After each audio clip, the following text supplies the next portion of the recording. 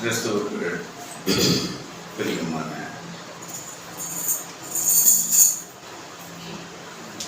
அன்பு தேவ விசுவாசிகளே, இயேசு கிறிஸ்துவினுடைய விலையேறப்பெற்ற நாமத்தினாலே உங்கள் அனைவரையும் வாழ்த்தி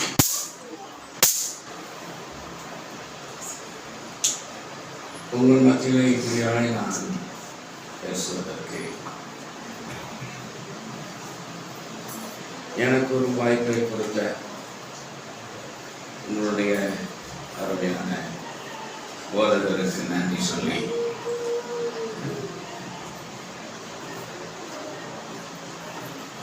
இன்றைக்கு அவனுடைய வார்த்தையை நாம் தியானிப்பதற்கு முன்னதாக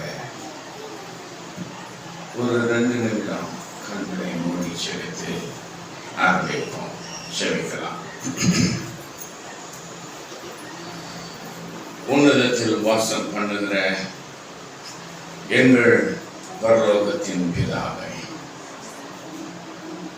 இந்த அருமையான நாளின் பகல் வேளைக்காக நன்றியோடு துதிக்கிறோம். ஆண்டவரே, இந்த வருடத்தினுடைய இறுதி நாளிலே இறுதி மணிகள் இன்னும் சில மணிகள் சென்றால் இந்த வருடத்தை நாங்கள் முடிக்கப் போகிறோம்.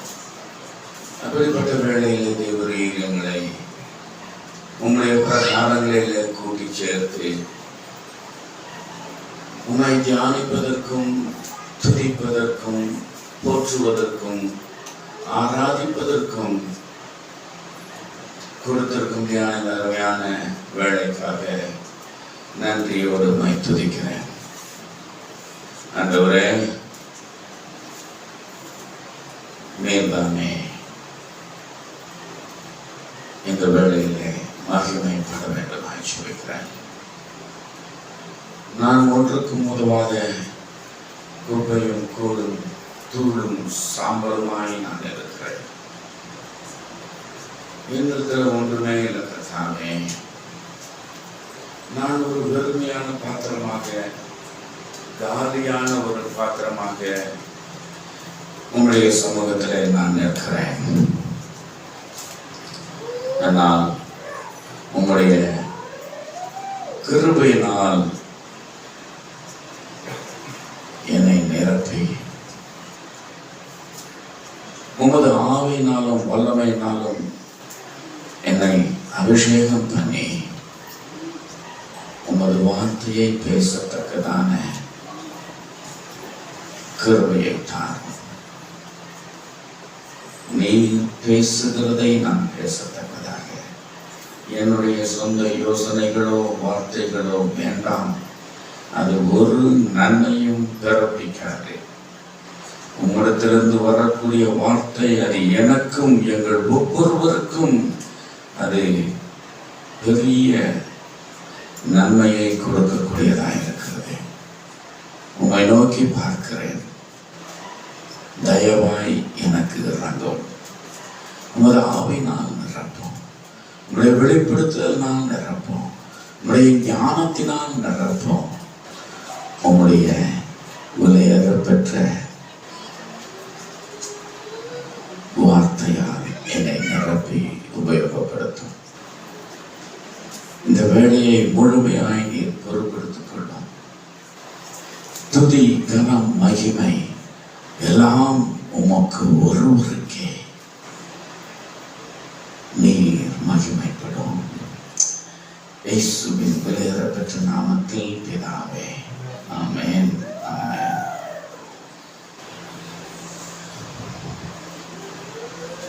அருமையானவர்களே,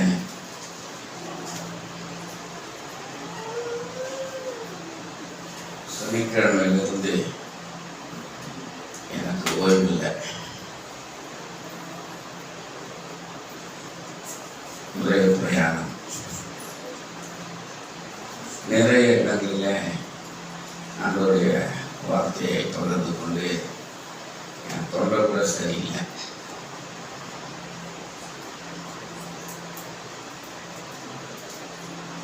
காலையில் 4:45 மணிக்கு தான் நான் வீட்டுக்கு வந்தேன். அவங்க கூப்பிட்டு ஃப்ளைட் டிலே, நிறைய தாமதங்கள், அதனால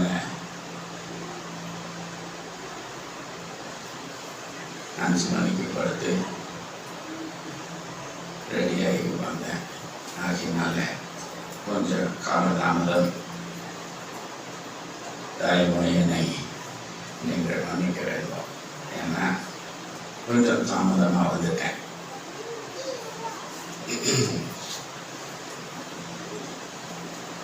இந்த நாளிலே நாம் அனைவரும் நமக்கு தெரிந்த ஒரு பகுதியை தியானிக்க போகிறோம். ஒவ்வொரு ஆண்டும் கிறிஸ்துமஸ் நாட்களிலே நாம் வழக்கமாக தியானிக்கக்கூடிய ஒரு பகுதி. புது வருடம் வரும்போது இப்போ கிறிஸ்துமஸ் செய்தியை கொடுக்குறேன்னு சொல்றாரு.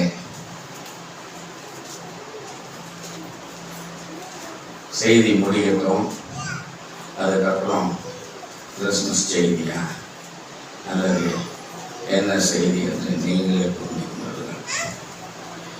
லூக்காவுக்கு எழுதின சுவிசேஷம் 1வது அதிகாரம். உங்களுடைய யாராவது ஆங்கில பைபிளை பார்க்குறீங்கன்னா 30வது வசனம், தமிழ் பைபிளில் 29வது வசனம். தமிழ்ல சத்தமா படிங்க. அவளோ அவனை கண்டு அவன் வார்த்தையினால் கலங்கி இந்த அவளோ அவனை கண்டு அவன் வார்த்தையினால் கலங்கி. அண்டர்லைன் பண்ணுங்க, மேல மேல படிங்க. அந்த வாழ்த்துக்களை இந்த வாழ்த்துக்கள் எப்படிப்பட்டதோ என்று சிந்தித்துக் கொண்டிருந்தார். இந்த வாழ்த்துக்கள் எப்படிப்பட்டதோ என்று சிந்தித்து யோசித்துக் கொண்டிருந்தார். யாரு? மரியாள். இப்போ நாம நம்முடைய தேவைக்காக, நம்முடைய காரியங்களுக்காக ஆண்டவர்கிட்ட ஜெபம் பண்றோம் இல்லையா? அவரிடத்திலிருந்து நமக்கு ஒரு பதில் வேண்டும். நம்முடைய விண்ணப்பங்களை கேட்டு அவர் உத்தரவளிப்பார் என்று நாம் எப்படி காத்துக்கிட்டு இருக்கிறோம்? விசுவாசத்தோட காத்துக்கிட்டு இருக்கிறோம் இல்லையா? ஆண்டவர்கிட்ட நாம எதை கேட்டாலும் விசுவாசத்தோட காத்துக்கிட்டு இருக்கிறோம். என் ஜெபத்தை கேட்பாரு, எனக்கு எப்படியாவது பதில் கொடுப்பாரு, நான் விண்ணப்பிக்கிறத எப்படியா ஏதோ ஒரு விதத்துல செயல்படுத்துவாரு. நம்பிக்கை, விசுவாசம், அதில் காத்துக்கிட்டு இருக்கிறோம் இல்லையா? சரி, அப்படி நமக்கு அவரிடத்திலிருந்து பதில் வந்தது அப்படின்னா நாம எப்படி இருப்போம்? நம்முடைய செயல்கள் எப்படி இருக்கும்? மகிழ்ச்சியா இருக்கும். வெறும் மகிழ்ச்சி தான் இருக்குமா?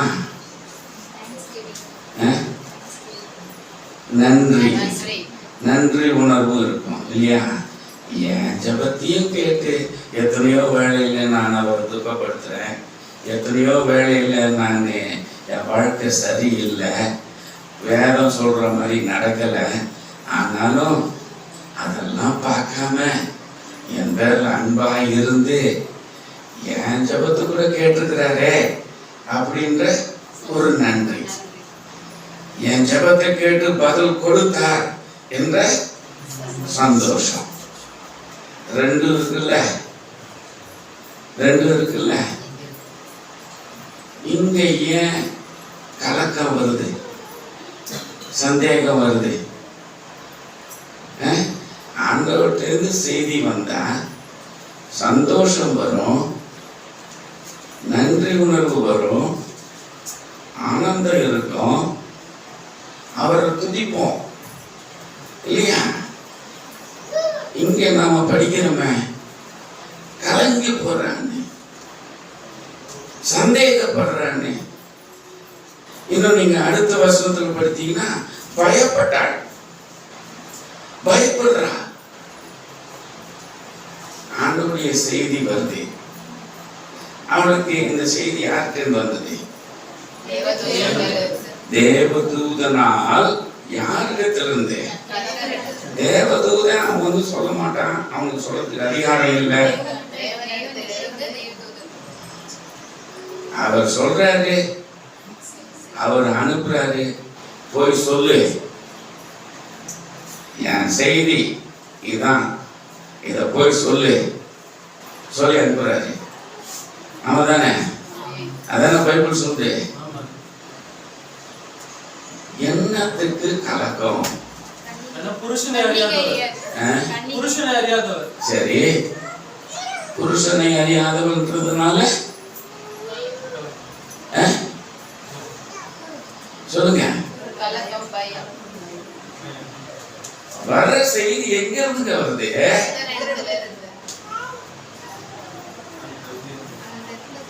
அவர்கிட்ட இருந்து செய்தி வரும் பொழுது ஏன் கலக்கம்,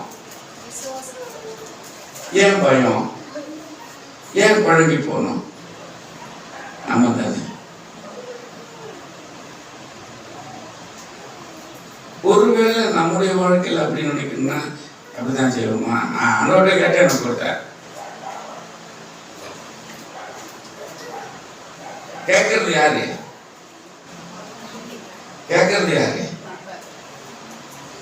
தெரிஞ்சுதானே கேட்கிறோம். சூழ்நிலையோ நிலைமையோ எல்லாத்தையும் அறிஞ்சுதானே கேட்கிறோம். கேட்கறத கொடுக்கிறாரு இல்லையா? அருமையானவர்களே, முதலாவது ஒன்று நாம புரிந்து கொள்வோம். அடிப்படை அந்த நாட்களிலே, எந்த நாட்கள்? இயேசு கிறிஸ்து இந்த உலகத்திலேயே வரல. இந்த சம்பவம் நடக்கும் பொழுது இயேசு கிறிஸ்து இல்ல. பழைய ஏற்பாட்டின் காலம் தான், புதிய ஏற்பாட்டின் காலம் இல்ல. புதிய ஏற்பாட்டில் இந்த பகுதி இருக்கு, ஆனா காலம் இன்னும் பழைய ஏற்பாட்டின் காலம், புதிய ஏற்பாட்டின் காலம் இல்லை. அவருடைய திட்டத்தை பழைய ஏற்பாட்டின் காலத்துல எப்படி செய்து கொண்டிருந்தார்?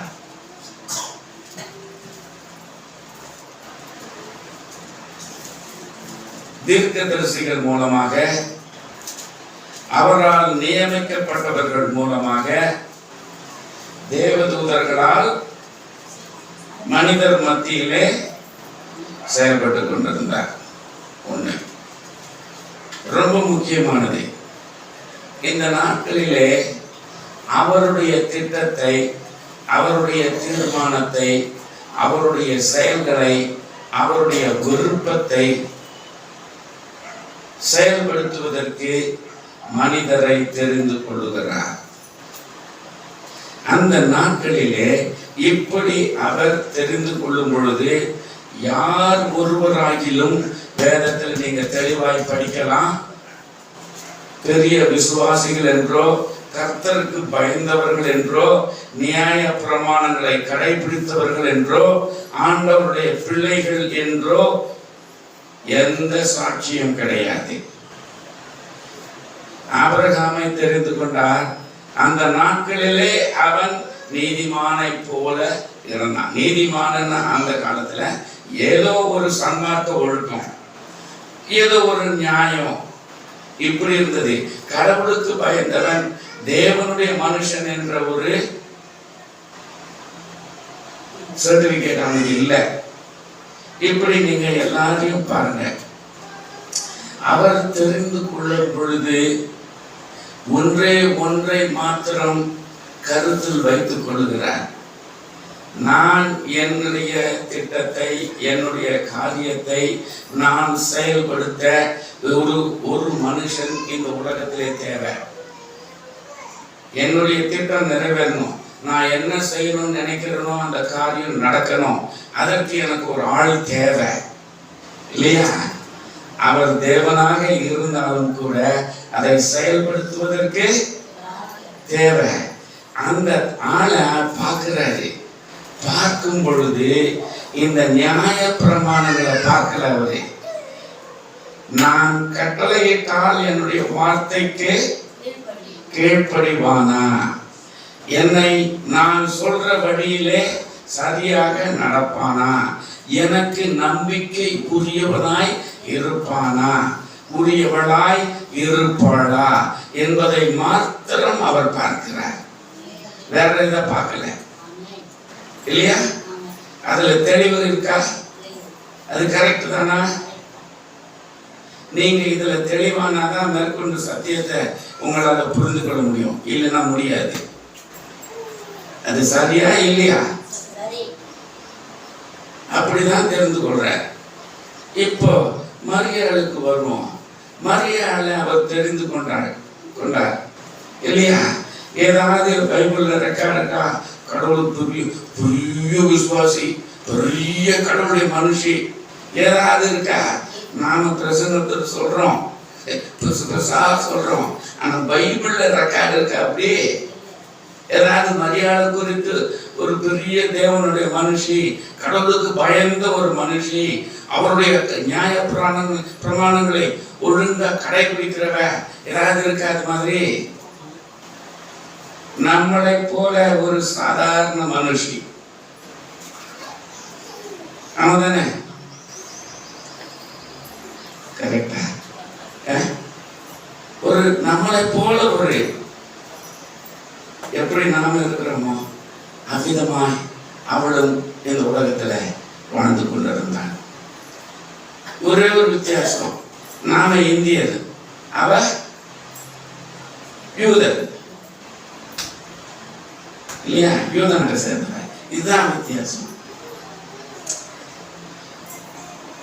ஆண்டவர், அதாவது தேவன், அவருடைய திட்டத்தை நிறைவேற்றக்கூடிய காலம் வந்துவிட்டது.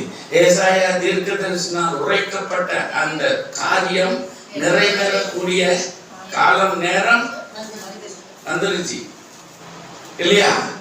இனிமேலும் தாமதப்படுத்த முடியாது. சோ அந்த நேரம் வந்துட்டதுனால அதை நிறைவேற்ற வேண்டும் என்ற ஒரு நிபந்தனையும் ஒரு கட்டாயமும் இருப்பதினால் அவர் என்ன பார்க்கிறாரு? யாரையாவது ஒரு ஆளை பிடிக்கணும் இல்லையா? ஏசாயா தீர்க்கதரிசினால் உரைக்கப்பட்ட காரியம் என்ன? ஒரு கன்னி கர்ப்பவதியாகி குமாரனை பெறுவாள். அதான் தீர்க்க தரிசனம். அந்த தீர்க்க தரிசனம் நிறைவேற வேண்டும். அந்த நிறைவேறப்பட வேண்டிய அந்த காலம் வந்துவிட்டது. நிறைவேற்றப்பட வேண்டும். கிறிஸ்து பிறக்க வேண்டும். இந்த நிபந்தனை, இந்த ஒரு கட்டாயம் இப்பொழுது அந்த சூழ்நிலை இருக்கிறது. ஆகிறது முதல்ல என்ன? ஒரு கன்னி பெண்ணை பார்க்கணும். இந்த கன்னி பெண்ணின் மூலமாக என்னுடைய திட்டத்தை நிறைவேற்ற நான் விரும்பும் பொழுது அந்த ஸ்திரீ என்னுடைய திட்டத்தை நிறைவேற்றுவதற்கு ஏற்றவளாய் இருப்பாளா? விசுவாசியான்னு பார்க்கல, கர்த்தருக்கு பயந்தவனான்னு பார்க்கல, பெரிய உன்னதமான ஒரு வாழ்க்கையை கொண்டவளான்னு பார்க்கல. ஏன்னா அதெல்லாம் இங்க பைபிள்ல சொல்லப்படலை. நமக்கு தெரியாது, அது நமக்கு தெரியாது. அவருடைய திட்டத்தை நிறைவேற்றுவார். இப்படிப்பட்ட வேளையில இங்கே காபிரியேல் தூதன் வந்து என்ன சொல்றாரு? அந்த கன்னி பெண்ணை பார்த்து திடீர்னு வராரு, முன்னாடி நிக்கிறாரு. நின்றுட்டு நீ ஒரு குமாரனை பெற போற அப்படின்னு சொன்னா அந்த வாலிப பெண்ணுக்கு ரொம்ப சின்ன வயசு. அந்த வாலிப பெண்ணு என்ன செய்வான்? சரி, இன்னைக்கு அந்த சூழ்நிலை நடக்குது. யாரோ ஒருத்தர் இப்படி சொல்றாங்க, அந்த பெண்ணுடைய ரியாக்ஷன் எப்படி இருக்கும்? அந்த பெண்ணுடைய ரியாக்ஷன் எப்படி இருக்கும் சொல்லுங்க. கரெக்டா சொல்லணும், ரொம்ப கரெக்டா சொல்லணும். சும்மா இந்த நம்ம அந்த கிறிஸ்துவ மொழி இதெல்லாம் வேண்டாம், பிராக்டிக்கலா சொல்லுங்க. என்ன நடக்கும்? அந்த பொண்ணுடைய ரியாக்ஷன் எப்படி இருக்கும்? எப்படி இருக்கும்?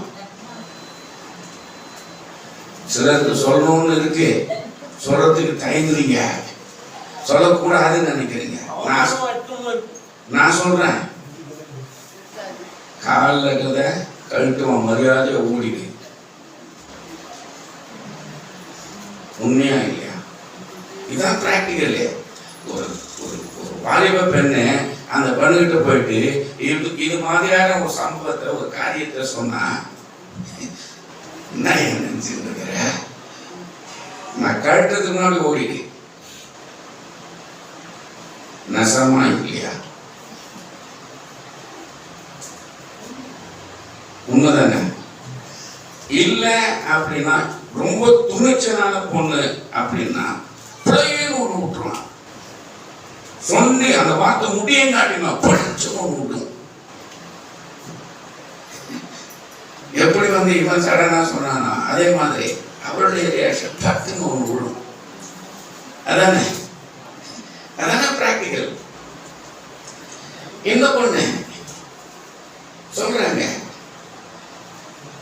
அவள் என்ன பண்ற? கலங்கி போறா. ஐயோ அப்படியா? அப்படி என்று அந்த செய்தியை, அந்த அதிர்ச்சியை அவளால் தாங்க முடியல. நீ என்ன சொல்றன்னு எனக்கு தெரியுது, நீ யாருக்கிட்ட சொல்றது உனக்கு தெரியுது. ஏன்னா நான் திருமணம் ஆகாதவ, என்னை பத்தி உனக்கு தெரியும். நீ என்ன செய்தி என்கிட்ட சொல்ற எனக்கு தெரியுது. எப்படி நடக்கும்? நீ ஒரு செய்தியை சொல்ற, அது எனக்கு புரியுது, ஆனா எப்படி நடக்கும் என்ற ஒரு குழப்பம், கலங்கி போற,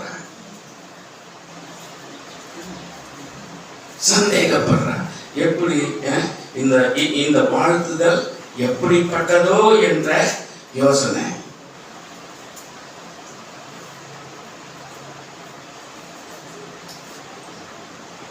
நம்மளே இன்றைக்கும் தேவன் அதுதான் செய்யறாரு. நிறைய வேளையில நாம புரிந்துக்கிறது இல்லை, நிறைய வேளையில நாம அறிந்து கொள்வதில்லை.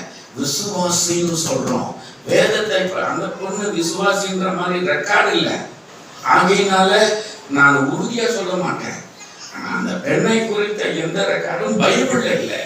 ஒரே ரெக்கார்டு, அவள் கன்னிப்பெண், அவள் ஒரு குமாரனை பெறுவாள். ஏசாயா தீர்க்கதரிசி சொன்னாரு. இங்க லூக்கா சுவிசேஷத்துல அது இந்த பெண்ணு தெரிஞ்சுக்கணும், அவ்வளவுதான். ஒரு கன்னிப்பெண், எது யாரு தெரியாது. இங்க லூக்கால இந்த பெண் மரியாள்னு தெரிஞ்சுக்கிறோம். இவ்வளவுதான் அவளை பற்றி சங்கதி, வேற எதுவுமே இல்லை. நம்மிடத்திலே ஆவியானவர் தேவதூதன் அன்னைக்கு பேசினாரு. அந்த காலம் முடிஞ்சிருச்சு, பழைய ஏற்பாட்டின் காலம். இன்னைக்கு புதிய ஏற்பாட்டின் காலம். அவர் சொல்றாரு, சீசர்கள் அவர் வானத்திலே 40 நாள் தரிசனங்களுக்கு பிற்பாடு மேலே எடுத்துக் கொள்ளப்பட்ட பொழுது சீசர்கள் கேட்கிறாங்க, என்னையா இவ்வளவு காலம் எங்களோட இருந்தீரு, நடத்தினீரு, இப்போ எங்களை தனிமையில விட்டுட்டு போறீங்க, எங்களை யார் நடத்துவா? நாங்க என்ன செய்ய போறோம்? எங்களுக்கு ஒண்ணும் தெரியலையே, எங்களுக்கு முன்னதாக இருக்கிறது என்னன்னு தெரியவில்லையே. குழம்பி போய் அவரை கேட்கிறாங்க, என்னையா செய்வேன்? கவலைப்படாத, என்னுடைய தேற்றலவானனாகிய என்னுடைய ஆவியை உங்களிடத்தில் விட்டு போறேன், அவர் உங்களை நடத்துவார். இல்லையா? புதிய ஏற்பாட்டின் காலத்திலே ஆவியானவர் செயல்படுகிறார். நாம் இருப்பது புதிய ஏற்பாட்டின் காலம். அந்த காலத்திலே தேவதூதன் அல்ல, ஆவியானவர் நம்மோடு வந்து இடைபடுகிறார், பேசுகிறார், உணர்த்துகிறார், செயல்படுகிறார். அவருடைய விருப்பத்தை நிறைவேற்ற அவர் விரும்புகிறார். எத்தனை நேரங்களிலே நாம் அதை புரிந்து கொண்டிருக்கிறோம். இவளுக்கு புரியாத ஒரு காரியம், மரியாள் அவர் எதிர்பார்க்கல. இப்படிப்பட்ட ஒரு செய்தி எனக்கு வரும் என்பதை அவள் கனவுலே கூட யோசிக்கவில்லை, எதிர்பார்க்கவில்லை. அவளுக்கு அந்த செய்தி வந்தது. ஆவியானவர் நம்மோடு எப்பொழுது எந்த செய்தியை, எப்படிப்பட்ட செய்தியை பேசுவார், உணர்த்துவார், செயல்படுத்த விரும்புவார் என்பது அவருக்கு தெரியும். அவர் செய்கிறார். என்னுடைய திட்டத்தை நிறைவேற்றுவதற்கு ஆயத்தமாக, சித்தமாக, உறுதியாக இருக்கிறோமா என்பதை அவர் பார்க்கிறார். மரியாதை தெரிந்து கொண்டார். ஆனால் என்னுடைய திட்டம் இவள் மூலமாக நிறைவேறும் என்ற உறுதி அவருக்கு இருந்தது. ஒரு திகைப்பான காரியம். மனித செயல்பாட்டிலே, உலக இயற்கை முறையிலே இது நடைபெறாது, நடக்காது. மரியாதைக்கு நல்லா தெரியும். ஆனால் அங்கே தேவதூதனால் இந்த செய்தி அவளுக்கு கொடுக்கப்பட்ட பொழுது தேவதூதனுக்கும் தெரியும் இது நடக்காத காரியம்னு. ஆனா இவங்க ரெண்டு பேரும் என்ன பண்றாங்க? ஆண்டவருடைய வார்த்தைக்கு கீழ்ப்படியல, இணைந்து செயல்படுகிறார்கள். அவர் சொல்றாரு, இதான் என் திட்டம், நீ போய் சொல்லு. மரியாள் கேட்கிறான். மரியாளே திகைத்து நிற்கிறாள். கேள்வி கேட்கல, சண்டை போடல, வேலையை பார்த்துட்டு போயான்னு சொல்லிட்டு ஓடி போகல. ஆமாவா? அவள் இந்த காரியம் நடைபெறாது, வயதுகாரத்தனம் பேசுறேன்னு ஓடி போல திகைக்கிறாள். எனக்கு அருமையான தேவ பிள்ளைகளே, தேவன் நம்மோடு, விசுவாசிகள் பெருமையா சொல்லிக்கிறோம்ல, 10 வருஷம், 15 வருஷம், 5 வருஷம், 7 வருஷம், இந்த சபை ஆரம்பிக்கப்பட்டு 7 வருஷம் இல்ல பாஸ்டர், 7 வருஷம் நான் இந்த ஆலயத்துக்கு வரேன், நான் 7 வருஷம் விசுவாசி. ஆண்டவர் சொல்றாரு, இந்த 7 வருஷத்துல எத்தனை தடவை உன்னோட பேசணும் தெரியுமா? எத்தனை தடவை என்னுடைய காரியத்துக்கு வெளிப்படுத்தினேன் தெரியுமா? எத்தனை நேரங்களில் உன்னை குறித்த காரியங்களை நான் மனதிலே வைத்திருந்து அதை செயல்படுத்துவதற்கு இல்லை என்றால், என்னுடைய திட்டத்தை உன் மூலமாக செயல்படுத்துவதற்கு உன்னை எத்தனையோ வழிகளிலே சந்தித்தேன், முயற்சி செய்தேன், பேசினேன். நீ உணர்ந்தாயா? அதை அறிந்து கொண்டாயா? அப்படி இல்லைன்னா 7 வருஷம் விசுவாசியா இருக்கிறேன்னு சொல்றதுல என்ன கண்டீங்க? என்ன லாபம்? என்ன பிரயோஜனம்? அதனால என்ன பலன்? 7 வருஷம் வந்தேன்னு பெருமையா? சரி, அந்த பெருமை உனக்கு என்ன லாபம் கொடுக்க போகுது? குப்பை தொட்டிக்கு பிரயோஜனம் உண்டா? 7 வருஷம் நான் இந்த ஆலயத்துக்கு வந்திருக்கிறேன், ஒரு வாரம் நான் தவறுனதில்லை. என்னுடைய காணிக்கை தசம பாகங்களிலே நான் குறைந்தது கிடையாது. யாருக்கு வேணாது? யாருக்கு வேணாது?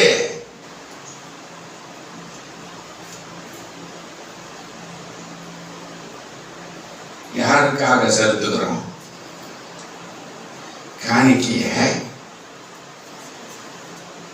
காணிக்கை பெட்டியில வந்து போடும் பொழுது காணிக்கைய தசம பாகத்தை யாருக்காக கொடுக்கிறோம், செலுத்துகிறோம் என்ற நம்பிக்கையிலே அந்த செயலை செய்கிறோம். யாருக்கு?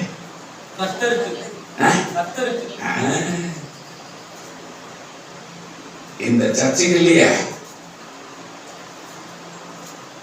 இந்த சர்ச்சுக்கு இல்லையே. தைரியமா சொல்லுங்க, இல்லன்னு சொல்லுங்க. ஆமா, இல்ல. நீங்க சர்ச்சுக்கு கொடுக்கல, அவங்களுக்கு கொடுத்தீங்கன்னா உங்களுக்கு ஒரு பைசா புண்ணியம் இல்ல. நீங்க அப்படி நம்பிட்டு இருந்தீங்கன்னா நல்லா தெரிஞ்சுங்க, 10 பைசா உங்களுக்கு திருப்பி கிடைக்கல. 10 பைசா திருப்பி கிடைக்காது. சர்ச்சுக்கு கொடுக்குறேன்னு நினைச்சீங்கன்னா ஒரு லாபம் இல்லை, நஷ்டம்.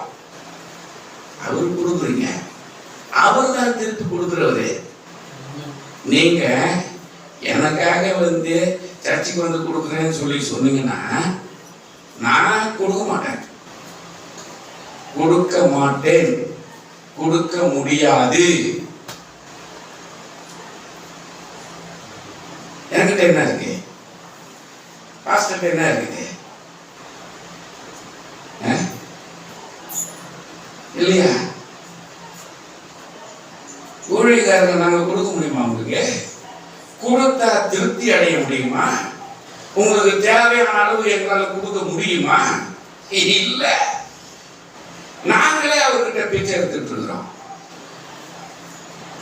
அப்படிப்பட்ட வேலையில நாங்க எங்க கொடுப்போம்? ஆனா அவருக்காக கொடுக்கிறோன்ற அந்த நம்பிக்கை விசுவாசத்துல நாம செய்தோம்னா அவர் எப்படி கொடுக்கிறாரு? எப்படி கொடுக்கிறாரு? அமுக்கி குலுக்கி நிரம்பி வழிகிற. அமுக்கி குலுக்கி நிறுத்தல அவரு, அமுக்கி குலுக்கி நிரம்பி வழிகிற வரைக்கும் கொடுக்கிறாரு இல்லையா? சரி, அது வேற சப்ஜெக்ட், அது போக வேண்டாம், நிறுத்திக்கலாம். ஆனா அவர் பேசுகிறார். அவர் பேசும் பொழுது, இடைப்படும் பொழுது முதல் கட்டம் நாம அதை அறிந்து கொண்டோமா, புரிந்து கொண்டோமா? அவர் ஏதோ ஒரு நம்பிக்கையில, ஏதோ ஒரு சரி 7 வருஷமா சர்ச்சுக்கு போறாங்க, என் வார்த்தையை கிரமமாக்கி ஒழுக்கமா கேட்கறாங்க.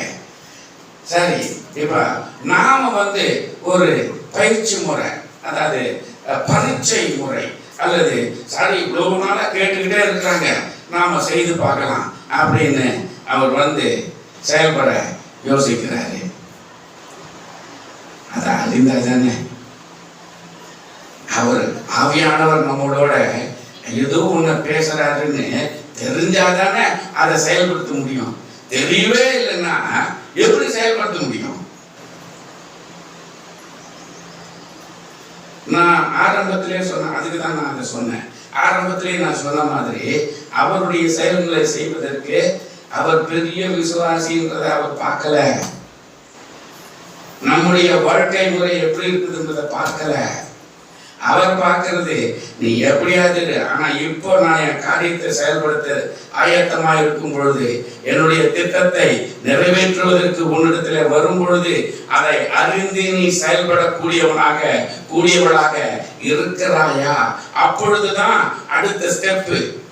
அந்த ஸ்டெப்பு, அந்த முதல் அடியே செயல்படலைன்னா அப்புறம் மேற்கொண்டு எங்கிருந்து போகும்? ஆமாவா?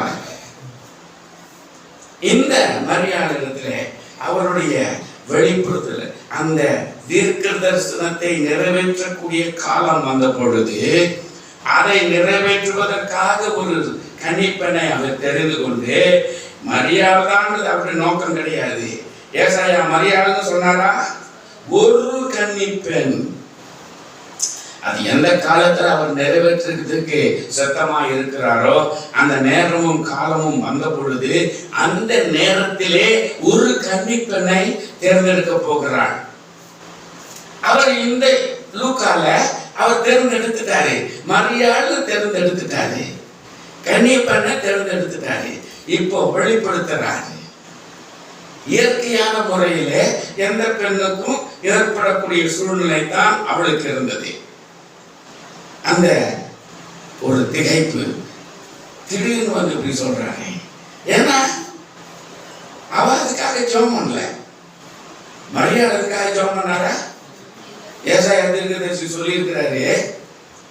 ஆகையினால அந்த கன்னிப்பெண்ணு நானா இருக்கணும். ஆகையினால என் மூலமாக இயேசு ஆண்டவர் பிறக்கணும். ஜெபமானாரா? அதை குறித்து யோசிச்சு பார்த்துப்பாளா?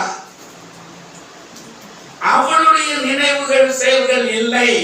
அவள் அதற்கும் அவருடைய செயலுக்கும் சம்பந்தமே கிடையாது. அவ பாட்டுக்கு தனியா இங்க இருக்கிறான். ஆனா அவரு சூஸ் பண்ணாரு, பெரியவரு சூஸ் பண்ணாரு.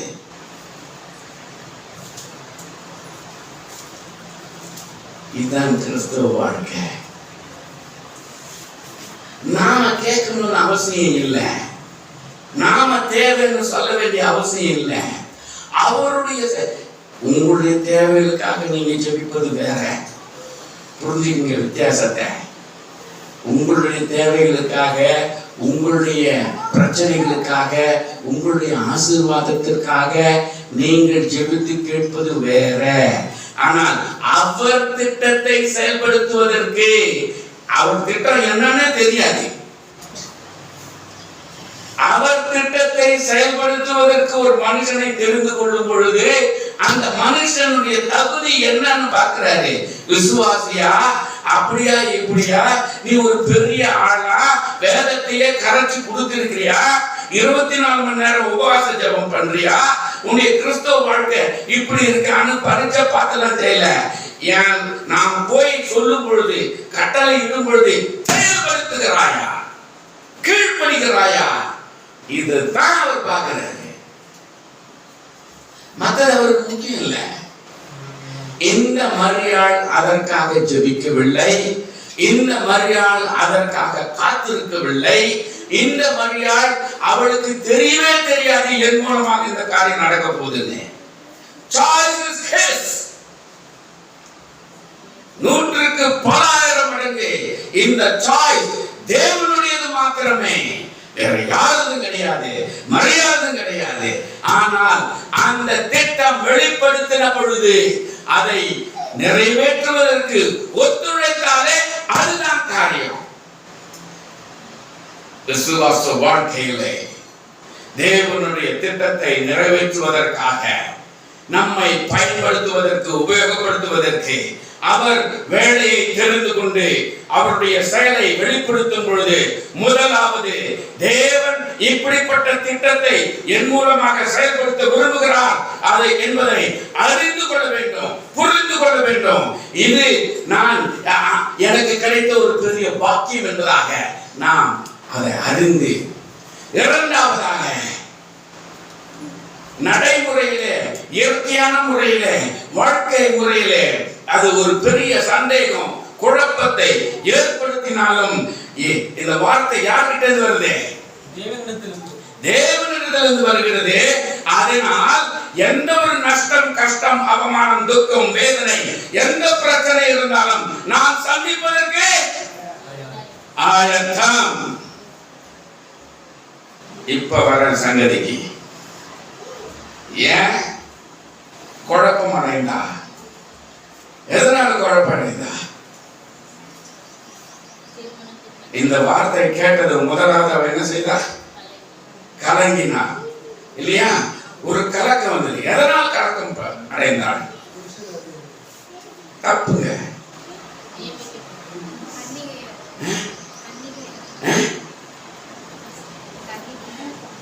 கண்ணின்னு சொன்னவர் அவருக்கு தெரியாதா? வந்த தேவதூதனுக்கு தெரியாதா? இந்த மரியாளுக்கு தெரியாதா? எல்லாருக்குமே லைனா தெரியுமே. இன்னும் இப்போ நம்ம வந்து கண்ணீர்னு சொல்ல வேண்டியது எதனால் கலங்கினா? கலக்கம் எதனால்? எதனால் கலக்கம்? அது தெரிந்தால்தான் நம்முடைய விசுவாச வாழ்க்கையில நாமும் செயல்பட முடியும். அவள், நான் முதல்ல சொன்னேன், அதனால்தான் ஒரு சில பாயிண்ட்ஸ் ஃபர்ஸ்ட்ல சொன்னேன். அவள் எந்த சமுதாயத்தை சேர்ந்தவ? யூத சமுதாயத்தை சேர்ந்தவ. அந்த நாட்களிலே யூதர், இன்றைக்கு கூட, ஆனால் அந்த நாட்களிலே யூத மக்கள் எப்படி இருந்தாங்க? ஒரு ஒரு கன்னி பெண் கர்ப்பவதியாக இருக்கிறாள் என்ற ஒரு காரியத்தை அவர்கள் அறிந்தால் வேதம் என்ன சொல்லுது? கல்லெறிந்து கொன்று விடுவார்கள். ஆமாவா? இவர் சொல்றாரு அது வேண்டாம், பயந்து ஓடி இல்லை, ஓடினாரா நிக்கிறா, கலக்கம் அடைந்தா. எதனால் கலக்கம்? என் முன்னாடி இது இருக்குதே, ஆண்டவத்துல இருந்து செய்தி வருது, எனக்கு சந்தோஷம், நான் ஒரு கன்னி பெண், சரி. ஆனா இப்ப என் சூழ்நிலை எப்படி இருக்கு? இந்த சமுதாயம் கல்ல விட்டு கொல்லும் இல்லையா? ஒண்ணு. இரண்டாவது பாயிண்ட், அவ யாரு? கன்னி பெண், ஒரு வாலிப பெண். எப்படி இருப்பா? ஜாலியா சும்மா ஓடாடிக்கிட்டு ஃப்ரெண்ட்ஸ் அது இதுன்னு சுதந்திர பறவையாக இருப்பாள். ஆமாவா? ரொம்ப ஜாலியா ஆட்டம் போட்டுக்கிட்டு ஓடாடிக்கிட்டு ஃப்ரெண்ட்ஸோட இருந்துக்கிட்டு அங்க இங்க போய்கிட்டு ரொம்ப சுதந்திரமாக இருப்பாள். ஆமாவா? அவளுடைய சுதந்திரம் பறிக்கப்பட்டது இல்லையா? கர்ப்பவதி ஆவாள் என்று சொன்னால் அவருடைய சுதந்திரம் பறிக்கப்பட்டு போய்விட்டது. சுதந்திரம் இருக்குமா? சொல்லுங்க பார்க்கலாம். ஒரு கர்ப்பவதி ஆயிட்டாள்னா அவ சுதந்திரமா இருக்க முடியுமா? அவ இருக்கணும்னு நினைச்சவட மத்தவங்க விட மாட்டாங்க. முதலாவது பெண்கள் ரொம்ப ஜாகிரதையா இருப்பாங்க. அப்படி நடக்கிறது இல்லை. அவருடைய சுதந்திரம் சரி, அவளுடைய சுதந்திரம் அவளுடைய விருப்பத்தினால் பறிக்கப்பட்டதா, அவளுடைய அனுமதியினால் பறிக்கப்பட்டதா, அந்த சுதந்திரத்தை விடுப்பதற்கு ஆயத்தமான நிலையிலே இருந்தாலா? இது எதுவுமே கிடையாது இல்லையா? ஒருத்தருடைய சுதந்திரத்தை எடுத்துறான், இன்னொருத்தவங்க வந்து நிலைமையை யோசிங்க. 3, தன்னுடைய நண்பர்களா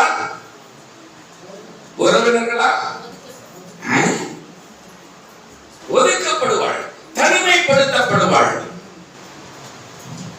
ஆமாவா? தனிமைப்படுத்தப்படுவாள்.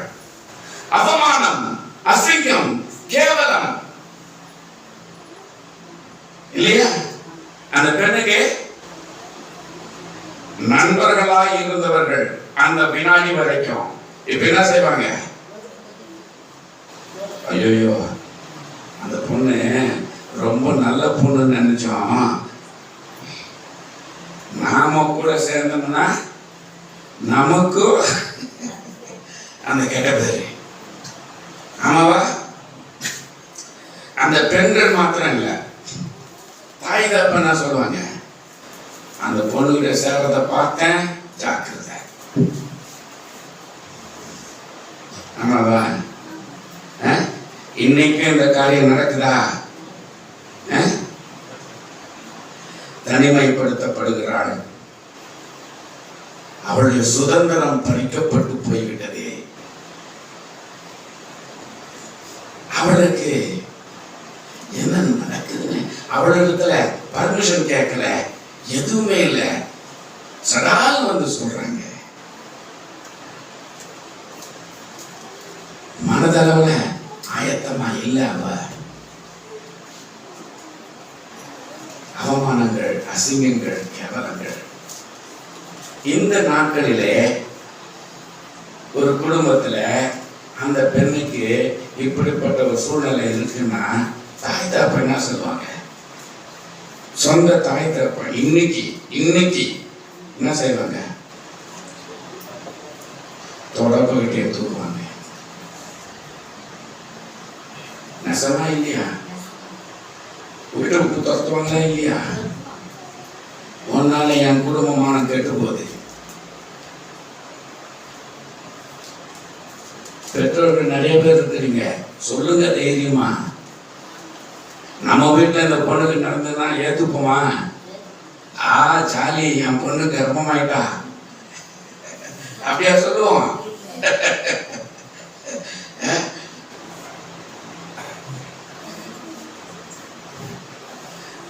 முறையான திருமணம் நடந்து கர்ப்பமானா எல்லோரும் சந்தோஷப்படுவோம். திடீர்னு எப்படி ஒரு மகதவையே இல்லாம கர்ப்பம்னா ரொம்ப அவமானம். இதெல்லாம் அவளுக்கு நடக்குதா? இதனால் கலக்கம். அவ முன்னாடி இது நிக்குது. அவ புரிஞ்சுக்கிட்டா. வார்த்தை அவரிடத்திலிருந்து வருகிறது. அவரிடத்திலிருந்து வரும் பொழுது அது நியாயமானதாக, சரியானதாக, விலையேறப்பட்ட ஒரு தருணமாக, வாய்ப்பாக அறிந்தாள், புரிந்தாள். ஆனால் அந்த காரியத்தை அவள் முழு மனதோடு ஏற்றுக்கொள்வதற்கு அவளுக்கு முன்னதாக இந்த காரியங்கள் இருக்கிறது இல்லையா? கலந்து வாங்கலாம் மாட்டாங்களா? அவளுடைய கலக்கமோ, அவளுடைய அந்த கேள்வியோ, இது எப்படி நடக்கும் என்ற அந்த கேள்வியோ, சந்தேகத்தினாலேயோ, அவள் அந்த ஒரு உண்மையான பயத்தினாலேயோ அல்ல. அவளுக்கு முன்னாக இருக்கக்கூடிய இந்த காரியம். மறுபடியும் நான் இப்ப நம்முடைய செய்திக்கு வரேன். ஆண்டவர் நம்மோடு பேசுகிறார். முதலாவது என்ன பண்ணணும்? அதை புரியக்கூடிய விசுவாசிகளாக, தேவன் என்னோடு பேசுகிறார் என்ற அந்த நினைவு, உணர்வு, அதை அறிந்து கொள்ளக்கூடிய, அதை புரிந்து கொள்ளக்கூடிய ஒரு கிறிஸ்தவ வாழ்க்கை, விசுவாச வாழ்க்கை நமக்கு இருக்க வேண்டும். நிச்சயமா சொல்றேன், ஆவியானவர் உங்களிலே எத்தனையோ பேருக்கு எத்தனையோ வேளைகளிலே அவருடைய செயல்பாடுகளை ஆவியானவர் உணர்த்தி பேசி நடைமுறைப்படுத்த இருந்திருக்கிறார். நாம் அதை யோசிக்கவில்லை, புரியல, தெரியல. ஆனா விசுவாசியா ஜெபம் பண்றோம் சொல்றோம்.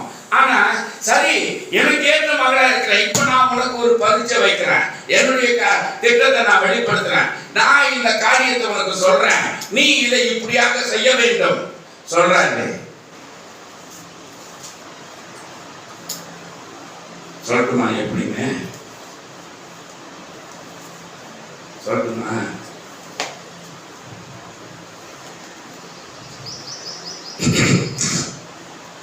நம்முடைய நடைமுறை வாழ்க்கையில இந்த நாட்கள், இந்த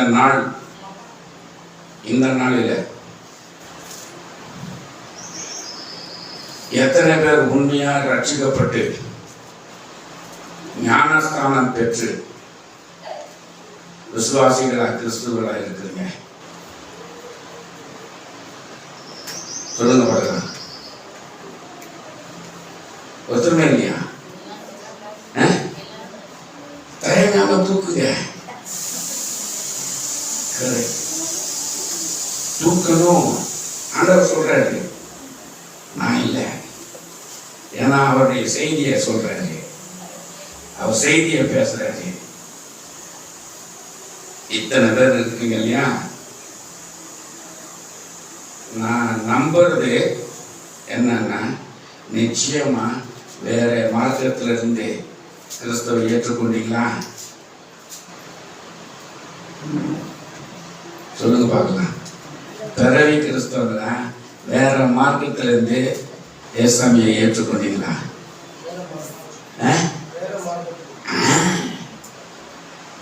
அதையும் நான் கொஞ்சம் தெரிஞ்சுக்கலாமா?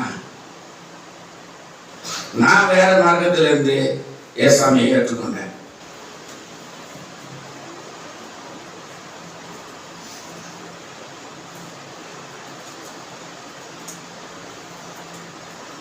அரசாங்க பூர்வமா மாத்திட்டோமா?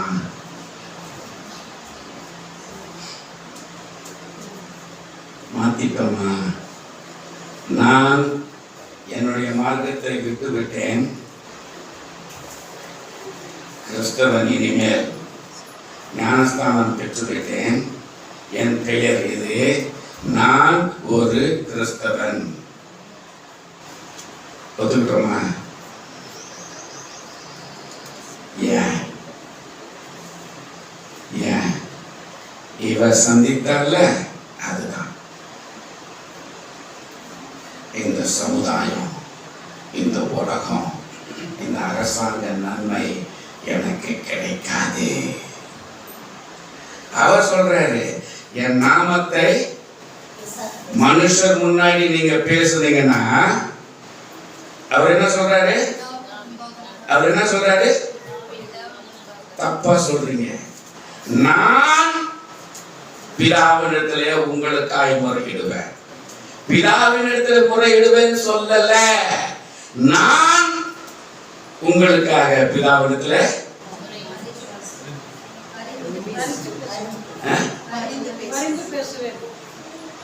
அப்படிதான் இருக்கு வார்த்தை. பிதாவினிடத்திலே பரிந்து பேசுவதுதான் சொல்றாரு. என்னுடைய நாமத்தை நீங்கள் மனிதர் முன்னாடி அறிக்கை செய்யும் பொழுது நான் உங்களுக்காக பிதாவினிடத்திலே அரசாங்க நன்மை கிடைக்காதுன்னு சொல்றீங்களே, அவர் சொல்றாரு, நான் பரிந்து பேச மாட்டேன்.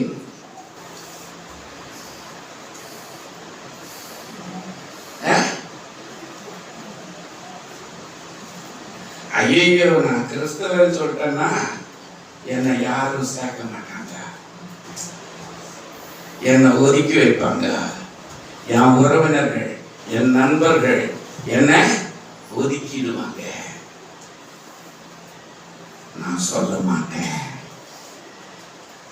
ஆலயத்துக்கு வருவேன், விசுவாசியா இருப்பேன், வேதத்தை படிப்பேன், எல்லா காரியங்களையும் இதுல என்ன இருக்குதோ அத்தனையும் செய்வேன், கீழ்ப்படுதலோட செய்வேன். ஆனா சில காரியங்கள் இருக்கு, அதை கேட்கவே மாட்டேன், அதை செய்யவே மாட்டேன். நீ விசுவாசியா இருப்பதனால நான் பரிந்து பேசுவேன்னு சொல்லல. சொல்லிருக்கிற என் வார்த்தைக்கு நீ கீழ்ப்பிடித்தனால நான் பரிந்து பேசுவேன் சொல்லல. என் நாமத்தை மனிதர் முன்னாடி நீ அறிக்கை செய்யும் பொழுது தெளிவா வார்த்தை இருக்கு, தெளிவா சொல்றாரு இல்லையா? அவர் சொல்ற இப்படிப்பட்ட வேலைகள் எத்தனையோ நேரங்களிலே நாம சந்தித்திருக்கிறோம். நாம என்ன சொல்றோம்? சமுதாயம். ஒதுங்குறோமா? ஒதுங்குறோமா? சமுதாயம் என்ற ஒரு காரணத்தை வைத்து நம்முடைய நிலைமைய அறிக்கை செய்ய மாட்டேங்கிறோம்ல, ஒதுங்குறோம்ல, மறைக்கிறோம்ல. மரியாதை செய்யறாங்களா? சமுதாயம் கல்லு விட்டு அடிச்சு கொல்லும்னு இருக்கு. ஆனா அவன் என்ன பண்ற? திகைக்கிறாள், ஆனால் வேண்டாம் என்று சொல்லவில்லை. ஓடி போகல, ஒதுக்கி தரல, கீழ்ப்படியாம போகல, கீழ்ப்படிந்தாள். அவளுடைய அவமானங்கள், அசிங்கங்களை குறித்து அவள் நினைக்கவில்லை. என் சுதந்திரம் என்னை விட்டு போச்சு. எத்தனை வேளைகளை சொல்றோம், என் சுதந்திரமே போயிடுச்சு. மரியாதை சொல்ல, மரியாதைக்கு அவளுடைய சுதந்திரம் அவளை விட்டு போனதா இல்லையா? சொல்லுங்க, போனதா இல்லையா?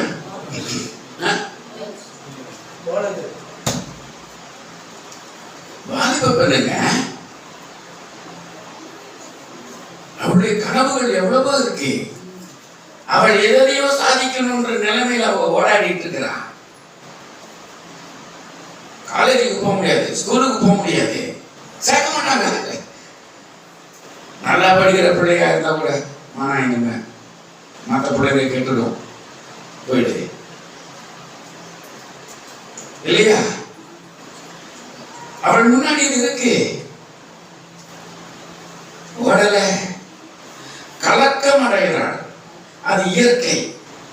ஆனால் இது எனக்கு வேண்டாம் என்று சொல்லவில்லை, இதை விட்டு ஓடவில்லை. விட்டுட்டு ஓடினாளா?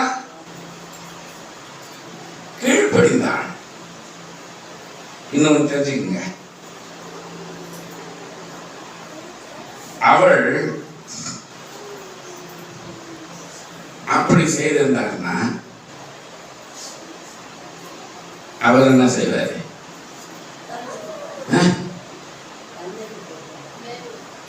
அவர் என்ன செய்வாரு சொல்லுங்க. அவசியம் நீங்க தெரிஞ்சுக்கணும். நான் அடுத்தது சொல்ல போறது நமக்கு. இதுக்கு எனக்கு பதில் சொல்லுங்க. அவர் என்ன செய்வாரு?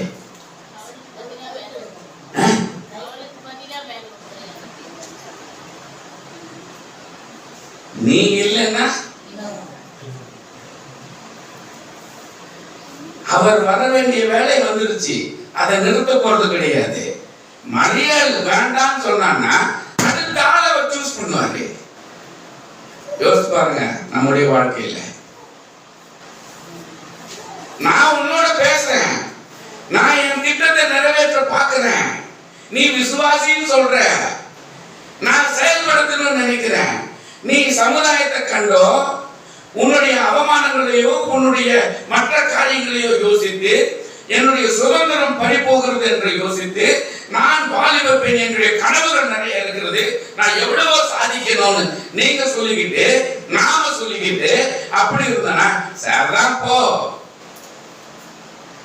உன் விசுவாசி, உன் பட்டம், உன் பக்தி, உன் கிறிஸ்தவ வாழ்க்கை உன்னோட வச்சுக்கோ, நான் வேற போறேன். எத்தனை வேளைகளிலே அவருடைய இந்த ஆசீர்வாதங்களை நாம் இழந்திருக்கிறோம். எத்தனை வேளையில யோசிச்சு பாருங்க. இன்னைக்கு நினைச்சு பார்த்தீங்கன்னா நீங்க லிஸ்ட் போடுங்க, நிச்சயமா லிஸ்ட் போடுவீங்க. உங்க பாஸ்டர் கூட தெரியாது, யாருக்கும் தெரியாது, உங்களுக்கு தெரியும், உங்களுக்கு தெரியும், நிச்சயமா தெரியும். ஆண்டவருடைய ஆசீர்வாதத்தை இழந்துட்டு, ஆனா நான் இத்தனை வருஷம் விசுவாசின்னு சொல்லி என்ன செய்யறோம் தெரியுமா? நான் ஆலயத்துக்கு இவ்வளவு உணக்கமா வரேன், என் காணிக்கை தசபாகங்களை கொடுக்குறேன், நான் ஆண்டவருடைய ஆசீர்வாதத்தையே பார்க்கல. ஆண்டவருடைய ஜெபத்தை கேட்கவே மாட்டேங்கிறாரு, எனக்கு நன்மைகள் கிடைக்கவே இல்லை.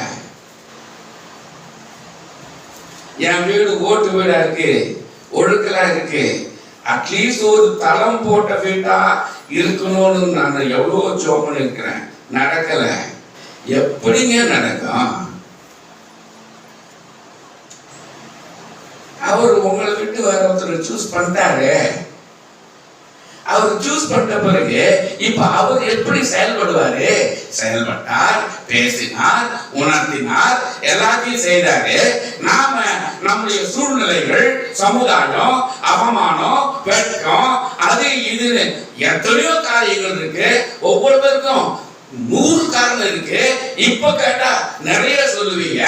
அந்த காரணத்தை வைத்து என்னால செயல்படுத்த முடியாது, நான் இப்படி இருக்க முடியாது, நான் இந்த வேலையில இப்படிலாம் செய்ய முடியாது போயிட்டு, ஆனா என் ஜெபத்தை ஆண்டவர் கேட்கல, எனக்கு ஆசீர்வாதம் கிடைக்கலன்னு சொன்னா யாரை ஏமாத்துகிறோம்?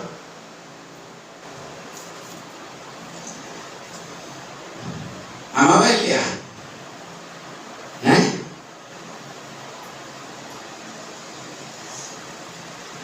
இது இங்க உண்மையா இல்லையா?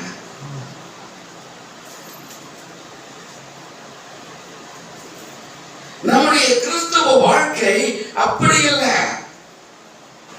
நம்முடைய கிறிஸ்தவ வாழ்க்கை ஆண்டவர் சொல்றபடி நடக்க வேண்டியதுதான் நம்முடைய கடமை. மற்றத அவர் பார்க்கிறார். எப்போ நம்ம கிட்ட வந்தாரோ அதனுடைய முழு பிளானோட வர நாம அவருக்கு சொல்றதுக்கு என்ன, ஆண்டவரே என் சூழ்நிலை எப்படி இருக்கு, இப்ப நான் இது மாதிரி செய்யறேன்னா ஒருவேளை என் வேலைக்கு ஆபத்து வரலாம்,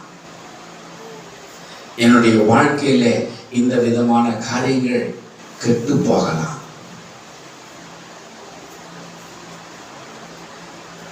நம்ம கிட்ட வர்றதுக்கு முன்னாடியே இது அவருக்கு தெரியுமா தெரியாதா?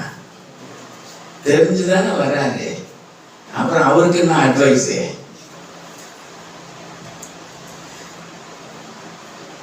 அவருக்கு தெரியும், எனக்கு நல்லா தெரியும். ஆனா நான் சொல்றத செய்ய, உனக்கு தேவையான பாதுகாப்ப நானே செய்வார. அப்ப ஏன் நாம இவ்வளவு நாள நம்ம செய்யல?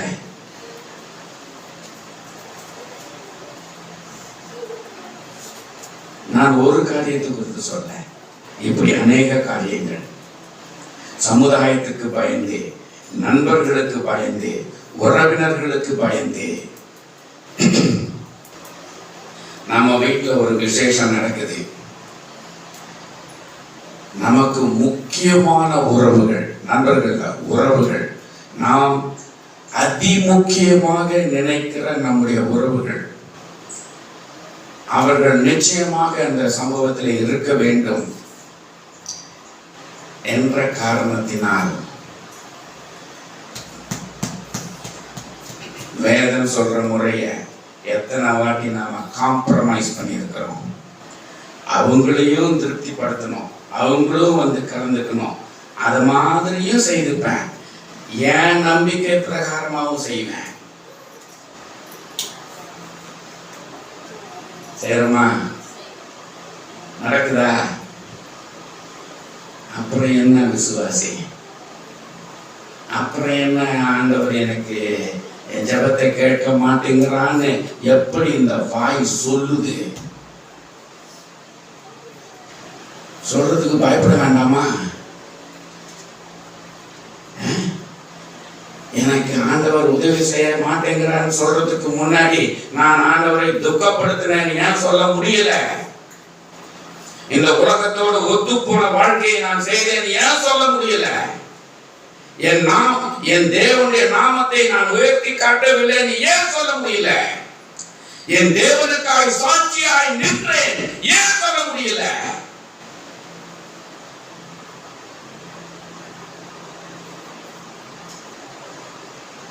அருமையானவர்களே, மரியாள் இந்த காரணங்களை பார்க்கல. இந்த காரணங்கள் அத்தனை அவன் முன்னாடி இருந்தது. இன்றைக்கு நீங்களும் நானும் இந்த உலகத்திலே இந்த வினாடி முதற்கொண்டு சந்திக்கிற இத்தனை காரியங்களும் அவனுக்கு இருந்தது.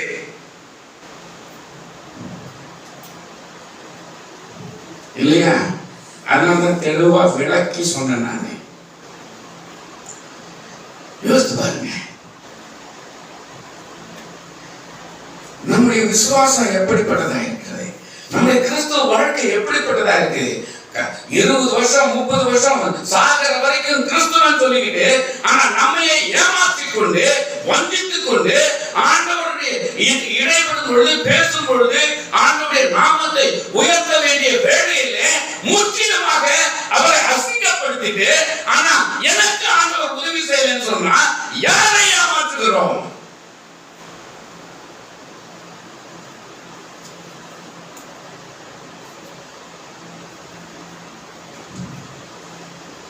நம்மளுக்கு 7 நாள் உபவாசிக்கணும்.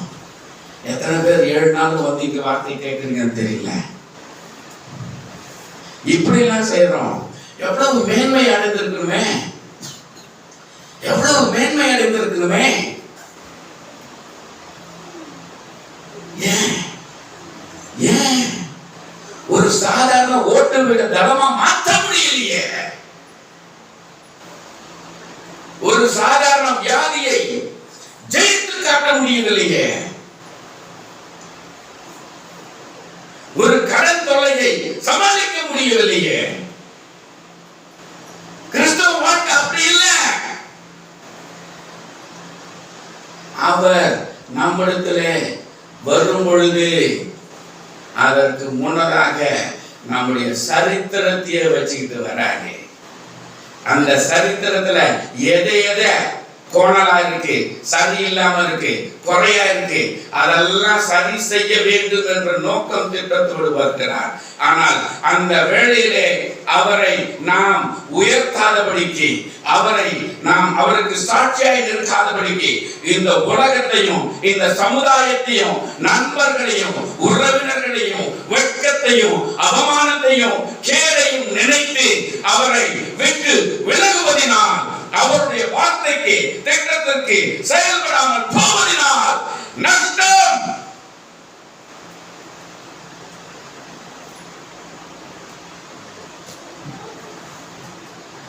பத்து சதவீதத்துக்கு மேல 20%, 30% போடுறேன்னு சொல்லலாம். யாருக்கு பிரயோஜனம்? 50% போட்டாலும் என்ன நன்மை கிடைக்காது. என் வருமானத்துல பாதி நான் கொடுக்கிற ஆண்டோட ஊழியத்துக்கு யாருக்கு வேணும்? ஓட்ட பையில போடுற 50% போடலாம். ஓட்டப்பையில போடுவதனால் கள்ளன் திருடிட்டு போறான். அவருக்கு போல அங்க போறதுக்கு முன்னாடி விழுந்துருச்சு ஓட்டப்பையில இருந்து. அவர்கிட்ட போல எங்கேயோ போச்சு. எப்படி திருப்பி கொடுப்பாரு? ஓட்டப்பையில போட்டு அவர் கொடுக்கணும்னு நினைச்சா எங்க கொடுப்பாரு? அவர்கிட்ட போலையே, ஓட்ட வழியா எங்க போயிடுச்சு, யாரை எடுத்துட்டு போயிட்டாங்க.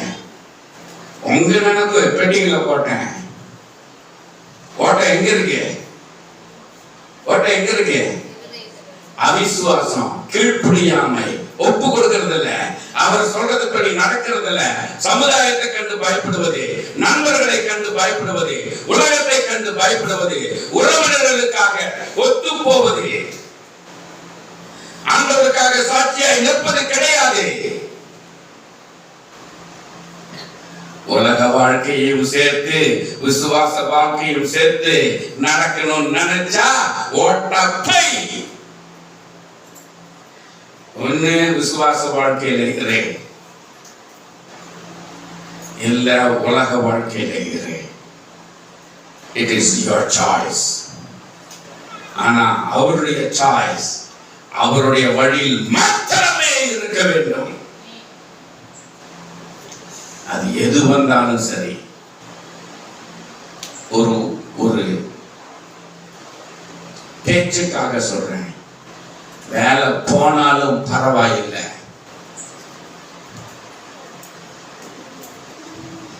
உன்னை காப்பாற்றுவதே அவருடைய கடமை. அவருக்காக எதையும் செய்ய துணிய வேண்டும். பயப்படக்கூடாது. மரியாள் பயப்படல. நான் கண்ணி பெண்ணே, சமுதாயம் இப்படி இருக்கு, கல்ல விட்டு அடிச்சு கொண்டுடுவாங்க, என் சுதந்திரம் என்னை விட்டு போயிடுச்சு, என் சுதந்திரத்தை நீங்க எடுக்கிறதுக்கு முன்னாடி என்கிட்ட ஒரு வார்த்தை பேசல. எவ்வளவு சொல்றோம்? ஒரு வார்த்தை எனக்கு சொல்லியிருந்தா நான் சொன்னோம். அவர் ஏற்கனவே தீர்மானங்கள் திட்டங்களோட வருகிறார். உனக்கு அவமானம் ஏற்படும் தெரியும், உனக்கு நஷ்டம் ஏற்படும் தெரியும், அதெல்லாம் அவர் சரி செய்து அவர் ஒரு பிளானோட வர்றாரு. ஆனா எங்க நாம இத சொல்றோம்? ஆகி போச்சு, நான் அடுத்த பாயிண்ட் போறேன். அவர் சுதந்திரம் போச்சுன்னு சொன்னேன், இந்த சமுதாயம் ஒதுக்கும்னு சொன்னேன். அப்படி நடந்ததா? அப்படி நடந்ததா? ஆனா உண்மை அதானே, உண்மை அதானே, உண்மை அதான். நான் உறுதியா உங்களுக்கு நான் சொல்லிடுறேன், உங்கள்கிட்ட கேட்கறதுக்கு போல. சமாரியஸ்தருக்கு என்ன நடந்தது? சமாரியஸ்தருக்கு என்ன நடந்தது? ஊரே கல்லெடுத்துட்டு வந்தது இல்ல, அது எப்ப நடக்குது? மரியாளுக்கு நடந்தது பிற்பாடு தானே. மரியாளுக்கு இது நடக்கிறதுக்கு பிற்பாடு தானே அது நடந்தது. அப்ப மரியாளுக்கு இந்த சம்பவம் தானே, மரியாளுக்கு இந்த சம்பவம் தானே. அவ சுதந்திரம் போச்சா? சமுதாயம் அவளை ஒதுக்கி வச்சதா? இல்லைன்னா சித்திரவதை பண்ணுச்சா? ஏன்னா இன்னைக்கு இதெல்லாம் நமக்கு காரணங்கள். பண்ணுச்சா? இல்ல இல்ல, உறுதியா இல்ல. நான் சொன்னதுக்கு உதாரணம் சொல்றேன். நம்மிடத்திலே அவர் திட்டத்தோடு வரும் பொழுது, நம்மிடத்திலே அவர் காரியத்தை செய்ய சொல்லும் பொழுது, நம்மை அவருக்காக இந்த உலகத்திலே சாட்சியாய் நிற்க வேண்டும் என்று கட்டளையிடும் பொழுது, அந்த கட்டளையை கீழ்ப்படிவதற்கு இந்த உலகத்தையோ சமுதாயத்தையோ நண்பர்களையோ உறவினர்களையோ உன்னுடைய உலக வாழ்க்கையோ நீ காரணம் காட்டினா ஏமாந்து போகிறது நீ. ஆனா நான் சொன்னேன், உங்ககிட்ட வர்றதுக்கு முன்னாடியே எதோட வராரு? உன்னுடைய அவமானங்கள், அசிங்கங்கள், நஷ்டங்கள், உன் வேலை போகுமோ, அது என்ன நடக்குமோ, எதுவா இருந்தாலும் தலைக்குள்ளார என்ன ஓடுதோ அத்தனைக்கும் அவர் பதிலோடு வருகிறார். அதை சரி செய்யக்கூடிய அந்த வல்லமையோடு வருகிறார். 6 மாசத்துல மரியாதை எங்க போனா?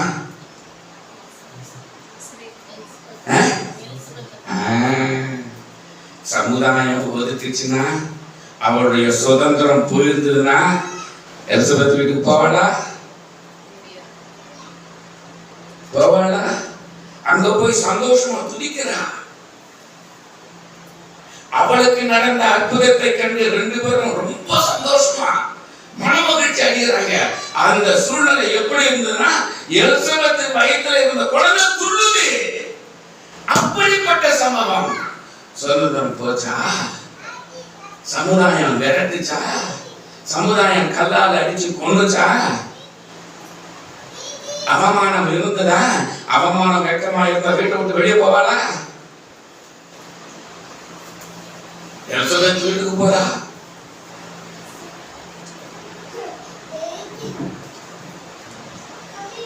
தேவன் விடையோடு வருகிறார்.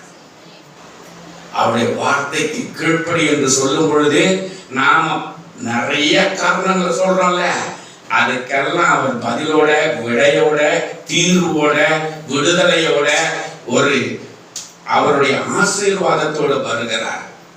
ஆனா நாம் அதை புரிஞ்சுக்கிறது இல்லை, அதை நினைக்கிறது கிடையாது. ஆனா நான் ஒரு பெரிய விசுவாசின்னு சொல்றது, அவருடைய வார்த்தைக்கு கீழ்ப்படிதல் இல்லை. முடிவு என் ரிசல்ட் என்ன? ஆண்டவருடைய வார்த்தைக்கு எப்படி ஆசீர்வாதம் வரும்? அவள் கீழ்ப்படிந்தாள். ஆசீர்வாதம் அவனுக்கு எப்படி வந்தது? ஆசீர்வாதம் எப்படி வந்தது? இல்ல, ஆசீர்வாதம் அவனுக்கு எப்படி வந்தது? எப்படி வந்தது? சத்தம் சொல்லுங்க. டைம் ஆகி போகுது. நாமும் முடிக்கணும். ரொம்ப வேகமா கட் பண்ணிட்டு போறேன். சத்தமா என்னது?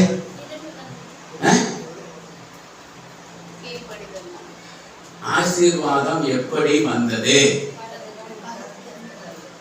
பரத்துல தான் வந்தது, வேற எங்கிருந்து வராது. எப்படி, எந்த அளவுல, எந்த நிலையில?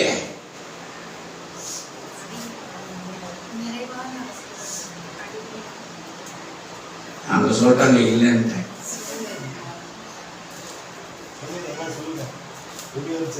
நல்லாவே தெரியும். நான் சொல்றேன், அப்ப அட ஆமா தானே அப்படின்னு நீங்க நினைச்சுப்பீங்க, சொல்ல மாட்டீங்க. உலக ரட்சகரின் உலக ரட்சகரின் தாய்.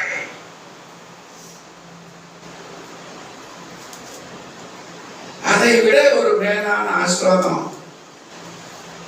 இந்த உலகத்தில் நமக்கு வேணுமா? ரட்சகர், தேவாதி தேவன், அவருக்கு இவள் தாய். இதை விட பாக்கியம் வேணுமா? ஒருவேளை இது ஜஸ்ட் கெஸ், நீங்க சொல்லியிருக்கிறாரு, ஒரு அந்த அந்த முறையில் எடுக்க வேண்டாம். ஒரு ஜஸ்ட் கெஸ்.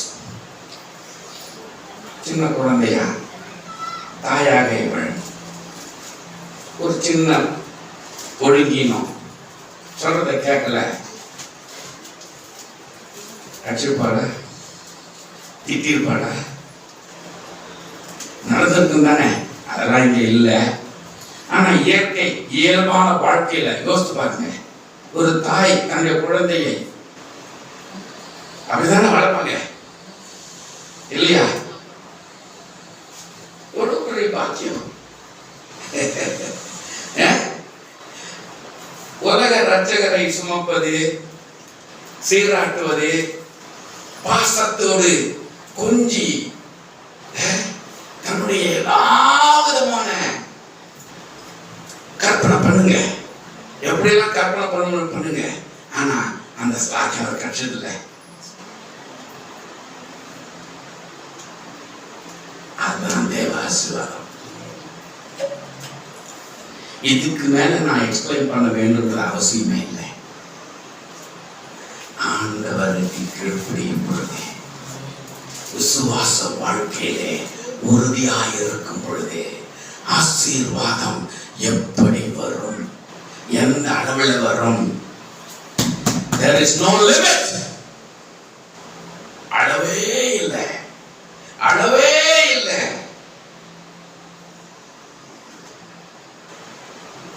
முதல்ல அவர் சொல்லும் பொழுது, அவருடைய வார்த்தைக்கு கீழ்ப்படியும் பொழுது, தயவு செய்து இதயத்தின் ஆழத்துல புதைச்சு வச்சுங்க. என்னது?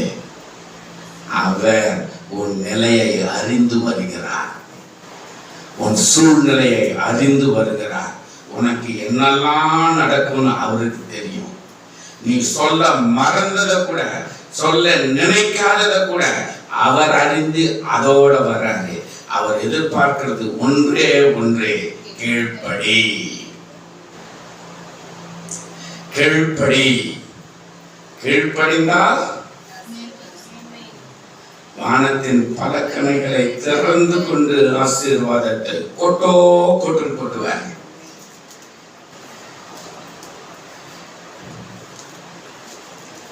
மரியாதைக்கு நடந்தது.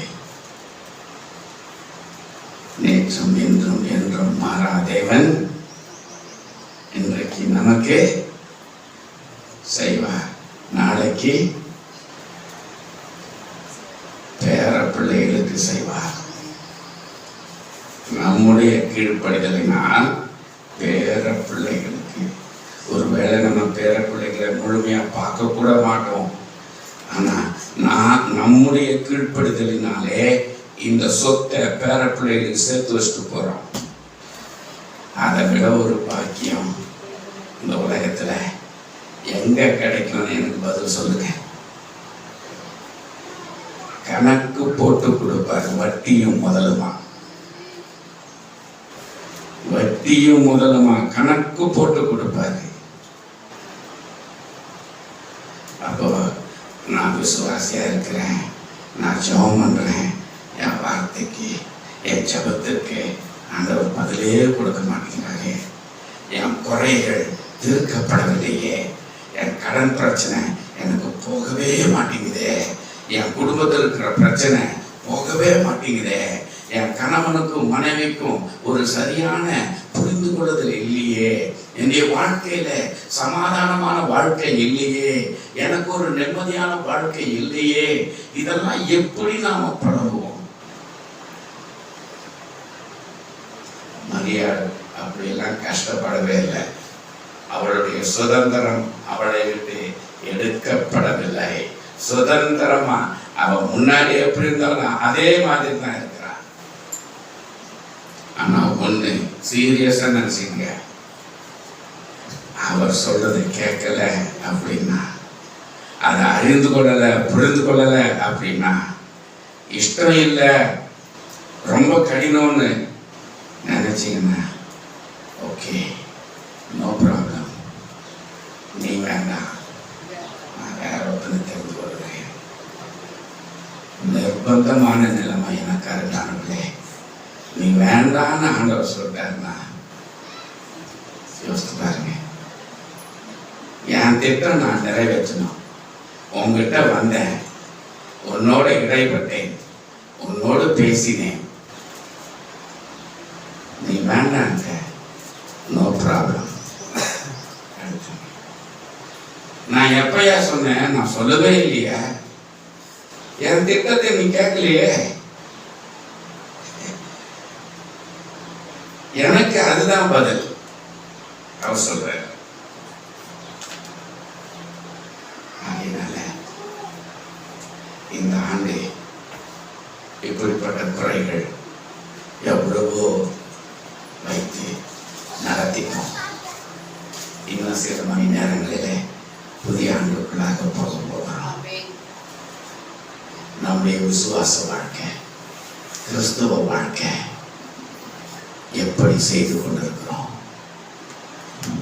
ஆராய்ந்து பார்ப்போம், சோதித்து பார்ப்போம். எந்தெந்த விதத்துல ஆண்டோடைய கட்டளைக்கு கீழ்ப்படியில, ஆண்டோடைய வார்த்தைக்கு கீழ்ப்படியில, இந்த உலகத்தை கண்டு எத்தனை முறை பயந்து போய் அவரை ஒதுக்கிட்டீங்க? எத்தனை முறை அவருடைய வார்த்தை ஒன்று சொல்லுது, நம்முடைய சூழ்நிலைகளை காரணம் காட்டி காம்ப்ரமைஸ் பண்ணியிருக்கிறோம். கிறிஸ்தவ வாழ்க்கையை, விசுவாச வாழ்க்கையை, அப்படியே இந்த உலக வாழ்க்கை மற்றவர்களை பிரியப்படுத்தக்கூடிய அந்த விதத்துல காம்ப்ரமைஸ் பண்ணியிருக்கிறோம். ரொம்ப தப்பு.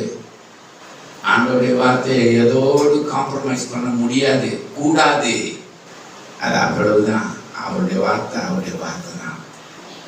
ஒரு வார்த்தையை எடுத்தாலும், கூட்டினாலும் குறைத்தாலும் காம்ப்ரமைஸ் பண்ண முடியாது. பெரிய ஆபத்து. எத்தனை முறை செய்திருக்கோம்? என் சுதந்திரம் போயிடும், எனக்கு அவமானம் வரும், எனக்கு கேடு வரும். எத்தனை வேலைகள் நம்முடைய இதயத்தை இந்த கடைசி வினாடி மணி நேரங்களிலே நம்ம ஆராய்ந்து பார்ப்போம், ஒப்பு கொடுப்போம். ஆண்டவரே, இந்த வாழ்க்கையோடு நான் புது வருஷத்துல போகிறேன். புதிய வருஷத்துல மரியாளுக்கு ஒரு பாக்கியம், உலக ரட்சகர் தேவாதி தேவன் அவருக்கு தாயாய் ஆனாள். இந்த உலகத்திலே, இந்த நாட்களிலே நான் ஒரு உன்னதமான சிகரத்துக்கு சென்று உங்களுடைய மகத்துவத்தை நான் அடைய வேண்டும். அது ரொம்ப சுலபம்னு நான் கற்றுக்கிட்டேன். அது ரொம்ப சுலபம்னு எனக்கு புரிய வச்சிட்டது. ஆனால் செயல்படுவதற்கான விசுவாசத்தையும் கீழ்ப்படுதலையும் எனக்கு தாரும். அவசியமாக இருப்பது விசுவாசம், கீழ்ப்படிதல். இதைத்தான் மரியாள் செய்தார். நாம செய்தோம்னா இந்த புது வருஷம் 2025 வானத்தின் பலகணைகள் திறக்கப்படும். அவருடைய ஆசீர்வாதம் நிறைவாய் கொட்டுவார். சரி.